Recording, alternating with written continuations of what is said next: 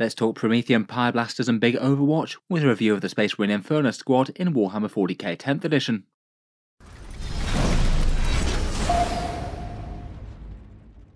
Hello and welcome back to Auspex Tactics, where today we're talking Space Marines once more, and in this video I thought it was worth doing a review of the Infernus Marines and all the juicy flamethrower goodness that they can provide. Let's talk over their models and their recent release, go through the rules of their datasheet and their damage output, and then talk about some combos and other ways that you can get more out of them in-game.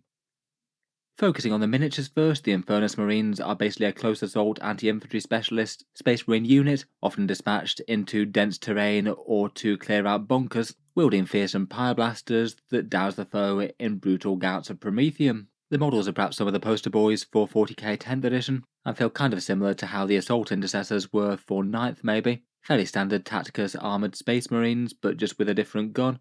They do feel kind of analogous to Hellblasters in that way, but rather than fearsome plasma, you get flamethrowers instead.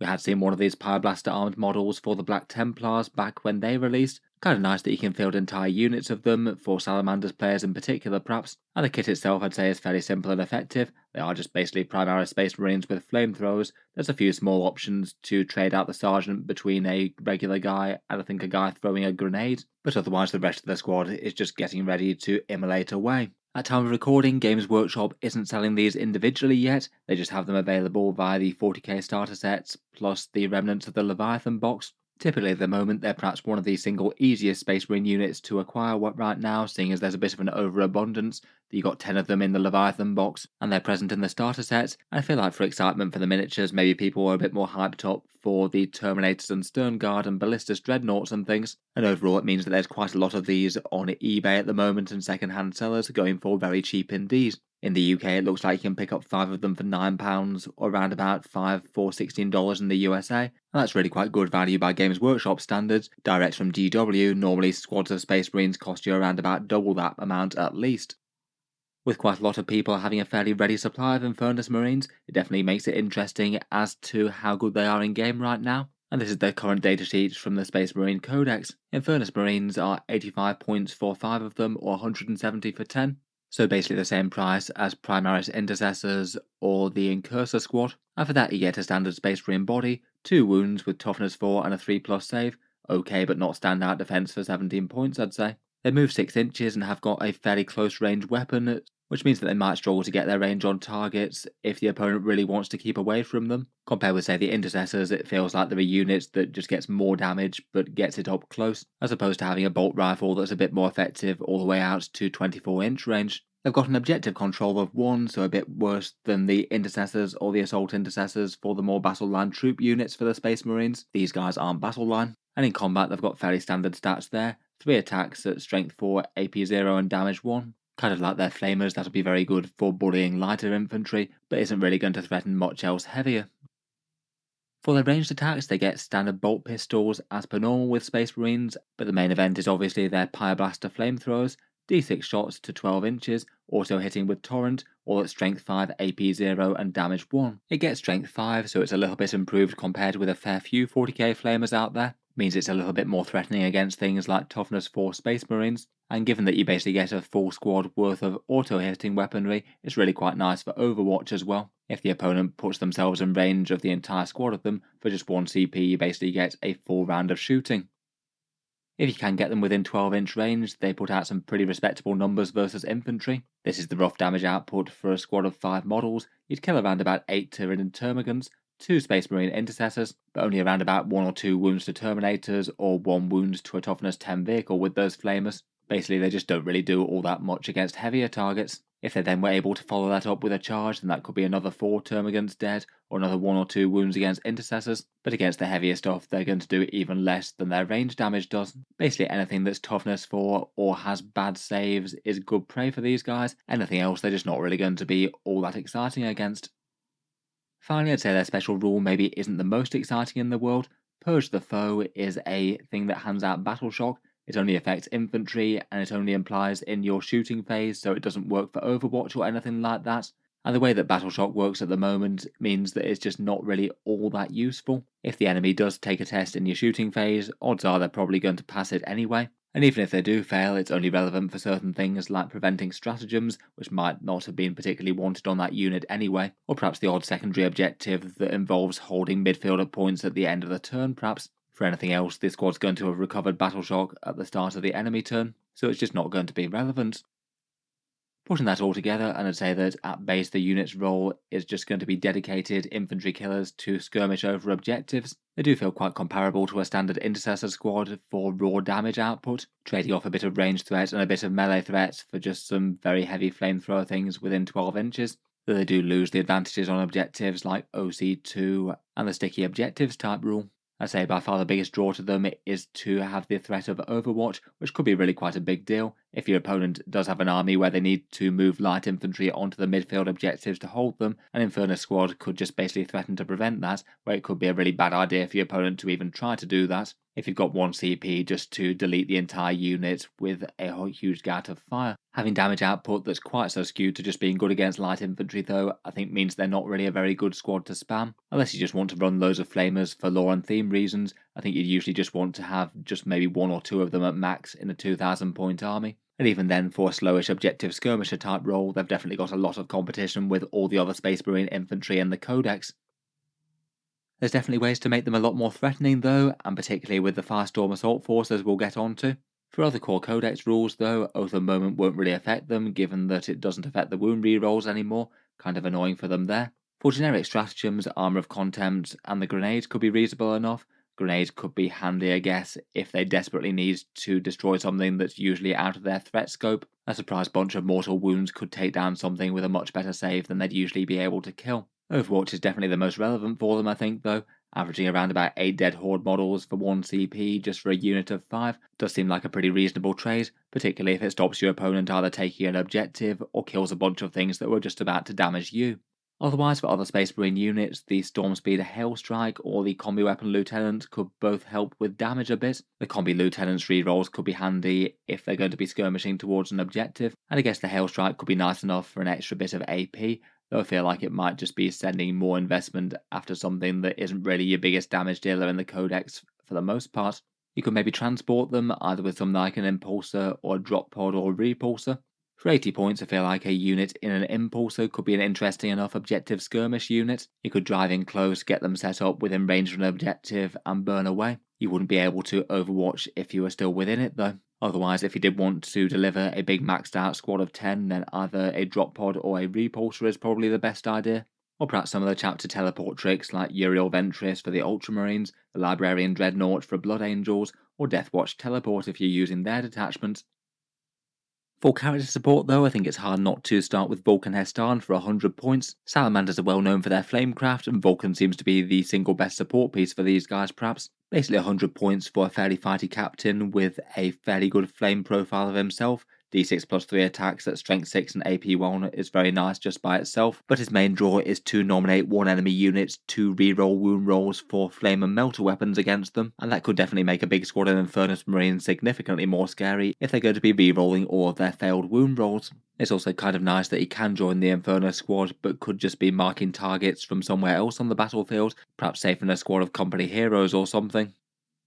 Otherwise, there are really quite a lot of other characters that can choose to lead the squad, though I feel like most of them might be a little bit situational. For the most part, I just can't really see that many people wanting to put a character in a 5-man objective grabbing squad of these guys. Just seems like overkill really. Might be a little bit more tempting if you're going for a big ranked up 10-man unit of them. Though at that point, as with things like intercessors, you might just be more tempted by something with a bit more scary punch, perhaps things like Hellblasters or Blade Guard, if you're thinking about standard Tacticus pattern Primaris Marines.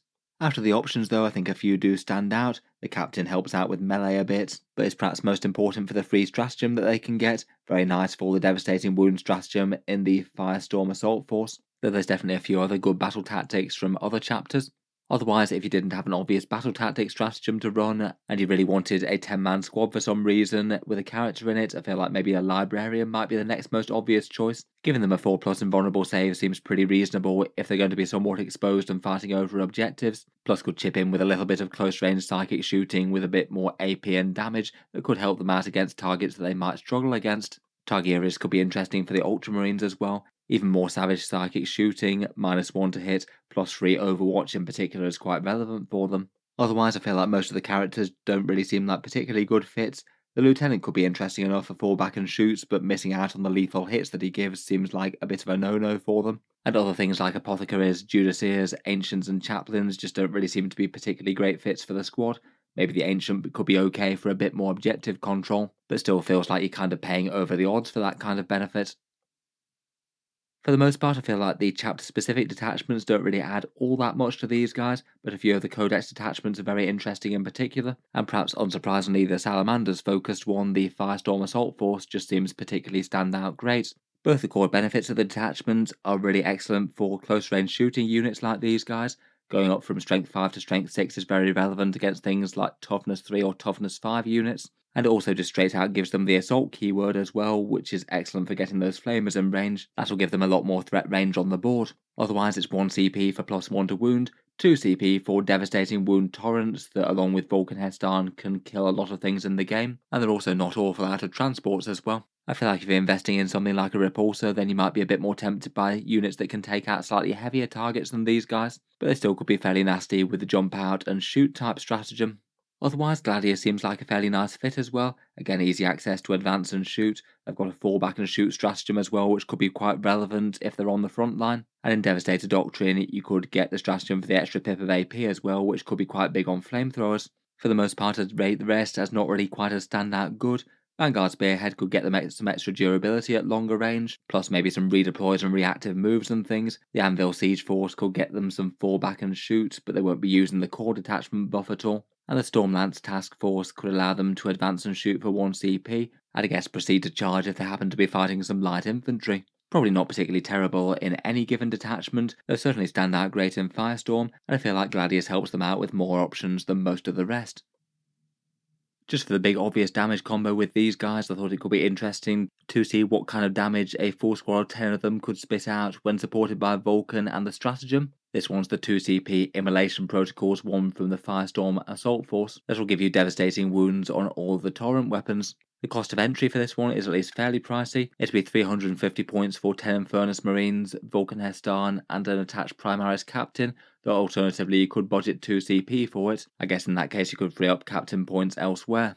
If you can find a way to get them within range of the target that they need to strike within 12 inches, that averages 35 hits from the pyreblasters, they'd all be hitting at strength 6 with devastating wounds and 4 wound rerolls for Vulcan Hestan marking the target from somewhere else in a place of safety. And that would mean that given that most of the attacks are AP 0, you could then just reroll basically everything that wasn't a 6 on anything that had good saves, and just try and go for as many devastating wounds as possible. Perhaps unsurprisingly, they do go through most horde units in a single round of shooting, 25 dead termagants in a single round from these guys, and then against heavier targets that kill around about 8 Space Marine Intercessors, 4 Terminators, or around 12 wounds to a Rhino or 11 wounds to a Land Raider, broadly carried just about entirely by the devastating wounds there. Definitely a fairly pricey setup, but then I guess you've got a squad that's on the front line that can threaten some pretty fearsome Overwatch the next turn. Your opponent would at least have to be kind of careful about how they moved. Overall, for either 85 or 170 points in Codex Space Marines, I'd say they're usable enough, but maybe a little bit niche. Perhaps a different kind of prospect as to whether you're trying to set up that big damage combo, or you're going to go for more normal squads just fighting over objectives and things. If you were just running squads of them with minimal support, I'd probably just go for the 5-man smaller squads, move them up towards midfield objectives, and aim to get line of sight so that if anything moves onto them, then you can overwatch. Perhaps particularly more so if your opponent's actually got meaningful light infantry that you could kill with them. It wouldn't be as important to do that if you're playing against a bunch of custodians or knights or something. Otherwise from there they could just be at least somewhat cheap and expendable bodies to fight over the midfield. And compared with things like intercessors, they're not going to do as much damage at range, but if anything gets within 12 inches of them, they should be able to lay down some at least fairly serious hurt. I feel like for being standard Space Marines that are just fairly good against lighter infantry though, they just have a crazy amount of competition within Codex Space Marines. Both Intercessors and Assault Intercessors definitely rival them for being good on objectives, given 2 OC, and damage that actually has a little bit of AP. Incursors are the same price and have less damage, but can mark targets for the rest of your army, and Infiltrators are excellent on objectives given their big deep strike denial and also forward deploy. In reality, you could also consider things like Jump Intercessors, which are the same points cost, and are another very good unit for skirmishing over objectives, or just putting even more points into more dangerous damage dealers, rather than playing for small units on objectives. Overall, I'd say they're usable in small numbers but kind of niche for most of the formations. For the Firestorm Force though, probably a bit more worthy of consideration. Strength 6 Assault Flamers definitely make them a lot better, never mind the potential for big torrent devastating wound damage combos. I guess perhaps getting them there with a repulsor or a drop pod maybe. Let me know what you've made of these guys so far though. How have your Infernus Marines been performing on the board since the Leviathan box set? Looking forward to hearing all your thoughts and feedback down in the comments below. If you've enjoyed the video, then feel free to subscribe to Auspex Tactics, or I'll certainly keep the regular 40k videos coming. I do tend to have new ones out each day, and I'm sure I'll have plenty more for the Space Marines. Finally, if you have been enjoying all the videos on the channel, I would just like to mention that Auspex Tactics does have a Patreon page as well, and you can find that linked in the video description if you'd like to help support. Channel patrons do get a fair few advantages, seeing certain videos early, regular votes to see what sort of things happen next on the channel, and automatic entry into the regular prize giveaways with the chance to win some big model kits each month. If any of that sounds good to you, or you'd just like to help support, the link is down in the video description. In any case, a massive thank you for listening, and I'll hope to see you guys next time.